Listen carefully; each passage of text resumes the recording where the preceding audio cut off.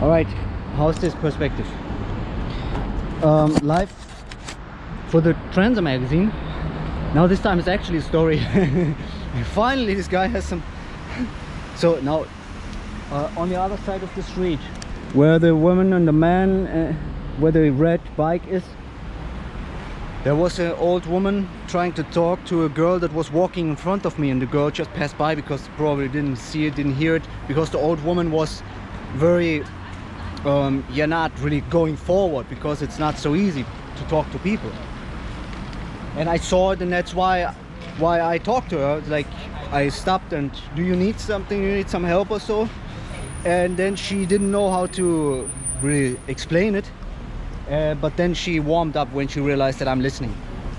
And she told me that she has lost her ticket for the train, the Germany ticket. It's a ticket that is kind of new, where you can travel for a certain amount of money everywhere in Germany for 49 euro. And she has lost that ticket, and she's from a city that is a little bit further away, and she was probably around the 80 years old, maybe 75, somewhere there, and she had no money because she left this all that it was all, either she lost it or it was stolen from her now. And then yeah, she seemed very honest. Actually, it didn't seem like a scam or so, totally not. And also rejected money when I told her that I could give her a little bit money, but it's only a little bit because I'm myself poor. And she even asked me if if I'm homeless or so. I'm not supposed to look like a homeless anymore, she asked me, and I didn't take it as an offense. But I told her, yes, I was last year actually homeless, and now I'm collecting bottles. And but I told her, like, if I had money, I would give it to you without it, like, instantly, no problem. Sadly, can't really help out, and that train ticket is rather expensive. It cost at the least yeah, 10 to 15, 20 euro. I actually don't know. I just know the next city is 10 euro ticket, cheap ticket. And so I don't know how far the city of hers is, but it's further, and maybe it's, holy schmoly, I'm dying of of sweating. It's 20, maybe 30 euro or so. But either way, I don't even have a 10 euro. Yeah. If she would have said it's 10 euro, if I would have known the price, then I would have probably given her, but she rejected it anyways because I have no money. And however, I ended up really trying to give her all the options, what is now important. Yeah, so I was really trying to make sure that she really listens, and really, like, I slowly explained to her the options, and I tried to really, like, make sure that she understands it, what she can do now in the situation, and what she has to do in the situation, so that she definitely gets back home.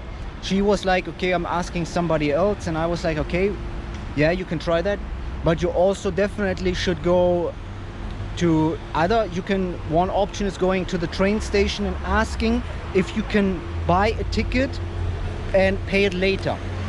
The option is very little here. The chance is very little, not because of that, but I think because she doesn't have an ID, and how she looked to me very trustworthy, and she was caring and friendly, like really an old, very friendly lady, very lovely. And so the option is probably not realistic, but I still mentioned to her she should try and ask if they have something in this case. And then on the other side of the main station is the police. So I told her, if everything fails, definitely go there and yeah, tell them about this, and maybe they have a solution, hopefully. But systematically, it's probably another one of these gaps in system, you know.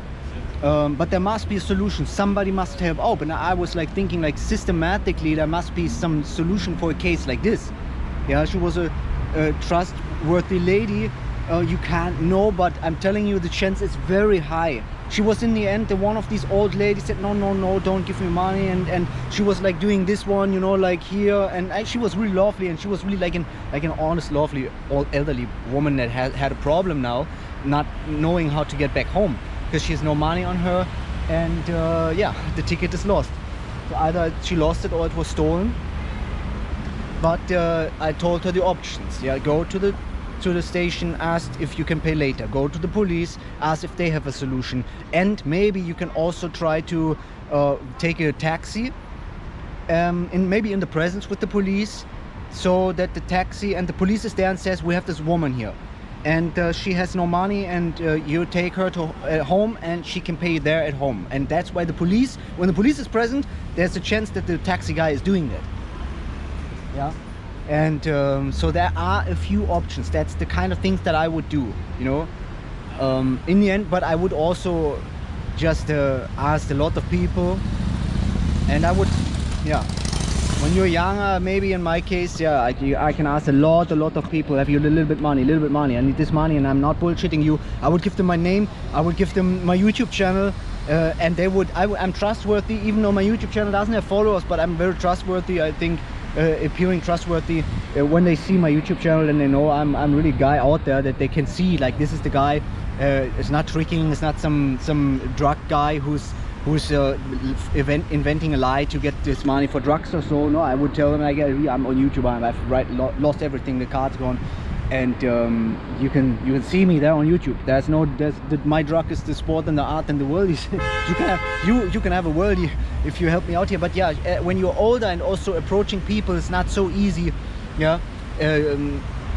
So I really hope that the options I gave her is helping her, and I think I built a little bit confidence, a little bit options is very good to know there are a few steps, not that she's completely lost, because when I talked to her, it started a little bit lost, because I mean, elderly woman, what she's supposed to do, right? She doesn't really know all the options, and she's not from here, so she doesn't know where all these places are, and that's why I told her, go exactly behind, after the main station, there's the police station. They're very close, they're easy to reach. And then going up there, you can also follow right there to the church. Going left, you can also go to the main station and stuff, like giving her some mapping and some options. I think this was good, and yeah, I wished her that she makes it home, and I really hope that is gonna happen. I think with these options, some option must work. In the end, what kind of a story, what would that be if the police says we can't do anything? What's an elderly woman supposed to do, right? So I think it's one of the good options, hopefully, to say, go there, there's the police, it's not far, go through the main station and there. And so now it's good to know that she's not lost and hopeless, so that hopefully makes it. Transa magazine. I wish these moments, you know, I'm not like recording. It's like, I remember from the homelessness, there were so many moments that I didn't record, so many incredible conversations and moments and situations and all sorts of rare stuff, but I don't want to be this guy all times. Like, I just walked and just saw her and just talked to her, and now I'm telling you later about it, and that's enough. You know, when there are Transa magazine guys out there, they can make a little animation about it, you know, like a little story, trying to rebuild this with scenes, and maybe, yeah, creating a story like this would be great. That's also the kind of how we do this together, you know. When there's pictures missing, if somebody needs these pictures, go ahead and create art about it, or create animation